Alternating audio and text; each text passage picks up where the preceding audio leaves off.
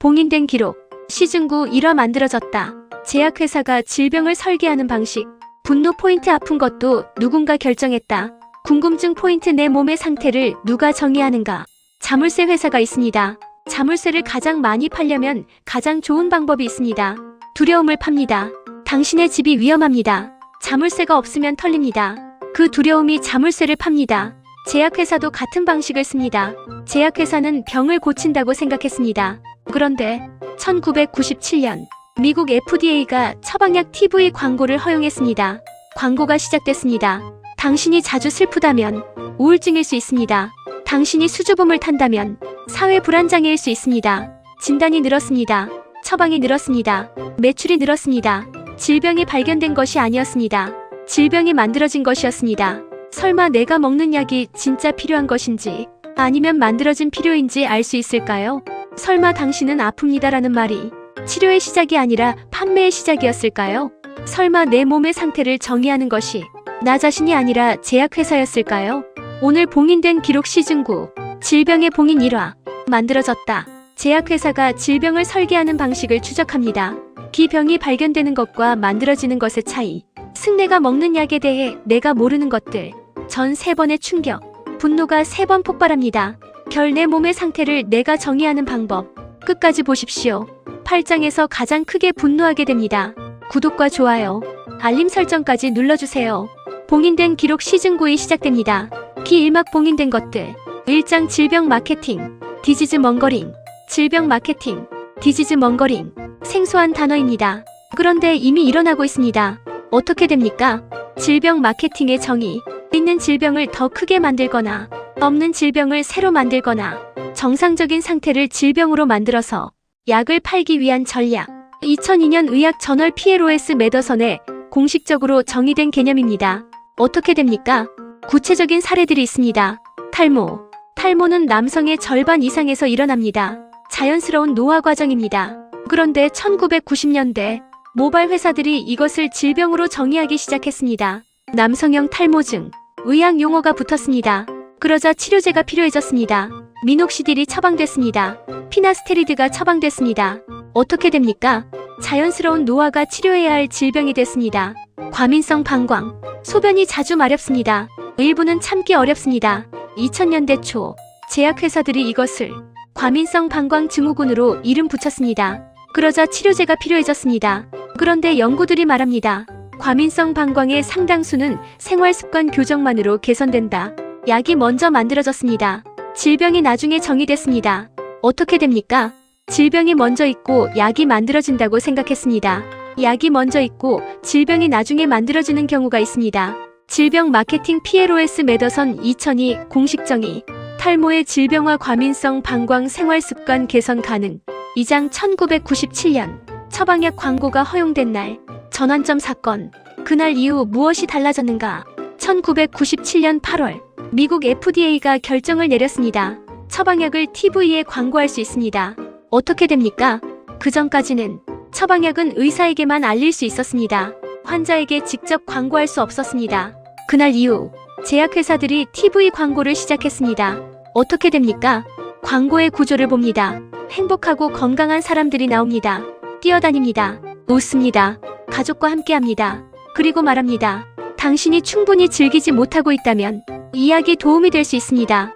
당신이 예민하게 반응한다면 이 약이 도움이 될 수 있습니다. 어떻게 됩니까? 즐기지 못하는 것, 예민하게 반응하는 것, 이것들이 질병이 됩니다.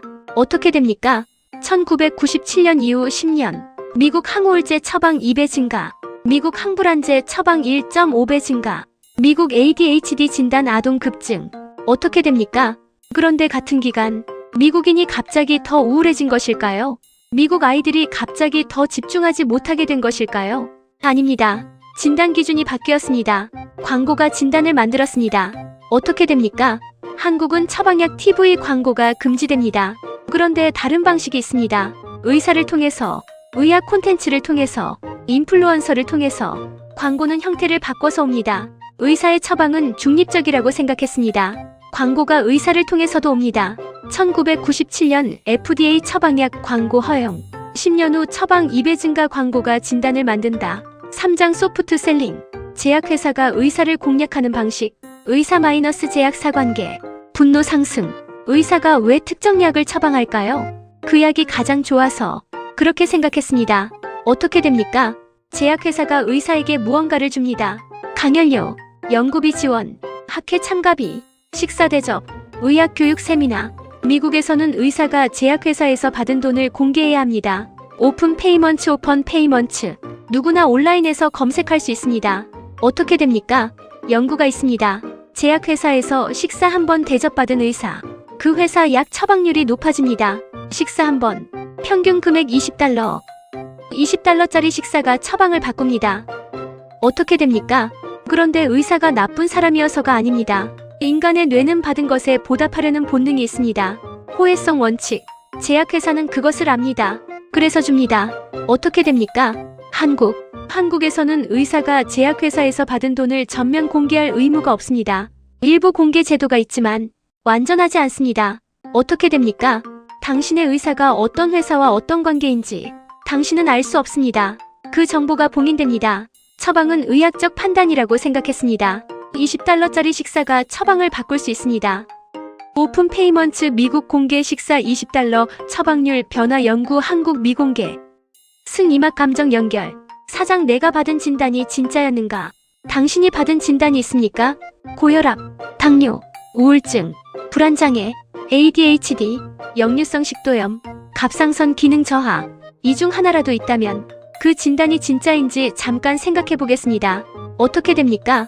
진단 기준이 바뀌면 환자 수가 바뀝니다.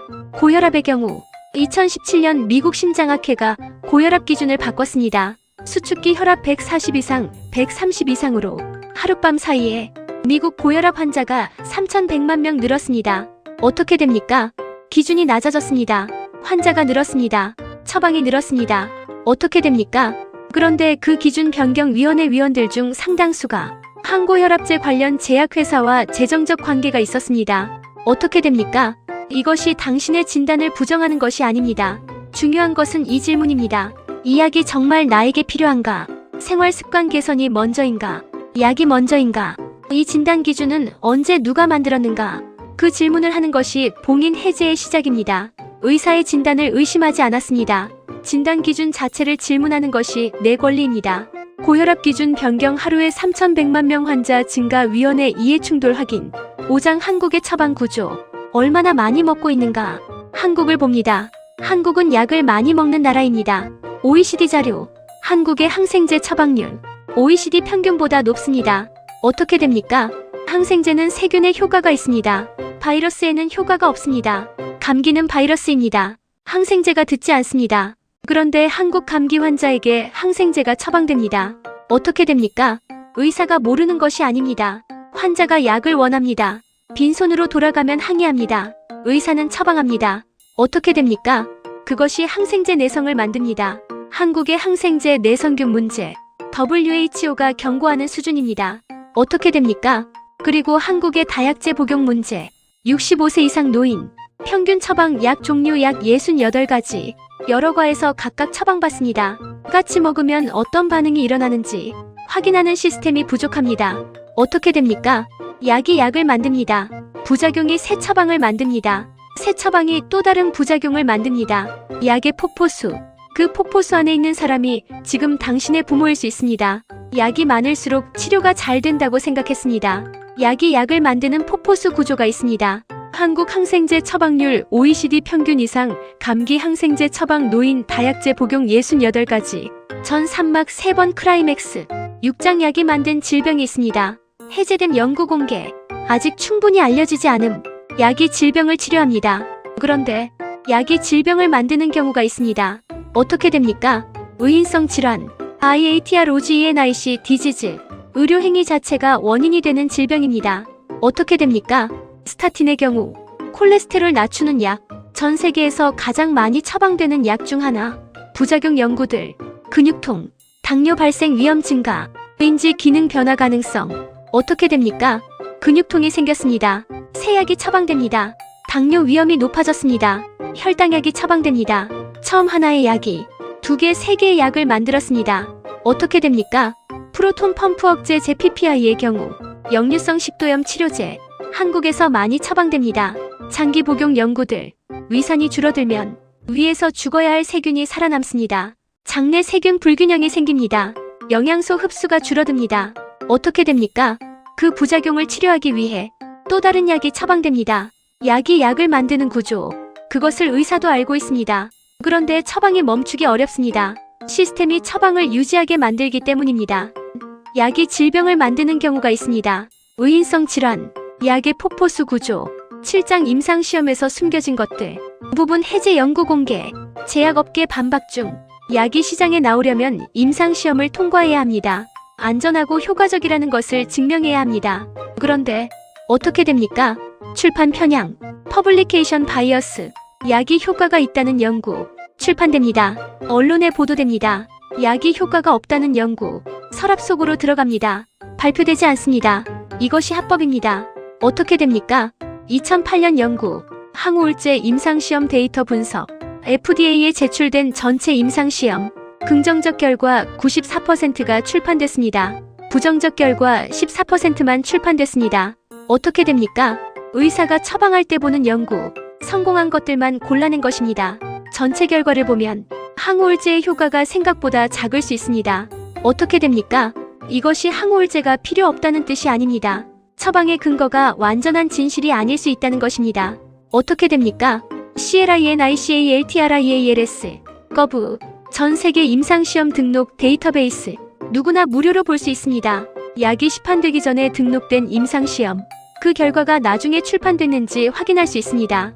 그 차이가 숨겨진 데이터입니다. 항우울제 임상시험 긍정 결과 94% 출판, 부정 결과 14%만 출판, 절반의 진실로 처방됩니다. 8장 지금 이 순간 당신의 다음 처방이 설계되고 있습니다. 현재 진행형 지금도 설계 중. 시즌8에서 배웠습니다. 지금 이 순간 당신의 내년 식탁이 설계되고 있다고 시즌9에서 발견합니다. 지금 이 순간 당신의 다음 처방이 설계되고 있습니다. 어떻게 됩니까? 제약회사의 파이프라인. 지금 임상시험 중인 약들이 있습니다. 5년 후 시장에 나올 것들입니다. 그 약들이 시장에 나오려면 그 약이 필요한 환자들이 있어야 합니다. 어떻게 됩니까? 그래서 질병의 정의가 넓어집니다. 진단 기준이 낮아집니다. 더 많은 사람이 환자가 됩니다. 어떻게 됩니까? 전 세계 제약시장 2023년 약 1,500조 원. 그 시장이 계속 커지려면 환자가 계속 늘어나야 합니다. 환자가 늘어나는 방법. 질병을 새로 만들거나 기존 질병의 기준을 넓히거나 정상을 질병으로 만들거나. 어떻게 됩니까? 이것이 음모론이 아닙니다. 제약회사의 연간 보고서에 미충족 의료 수요 언맨 메더컬 니드라는 단어가 있습니다. 아직 치료제가 없는 질병을 찾는 것, 또는 아직 질병으로 정의되지 않은 상태를 찾는 것. 그것이 제약회사의 비즈니스 모델입니다. 합법입니다. 그런데 당신이 알면 달라집니다. 질문하는 환자가 더 나은 치료를 받습니다. 그것이 이 화의 클라이맥스입니다.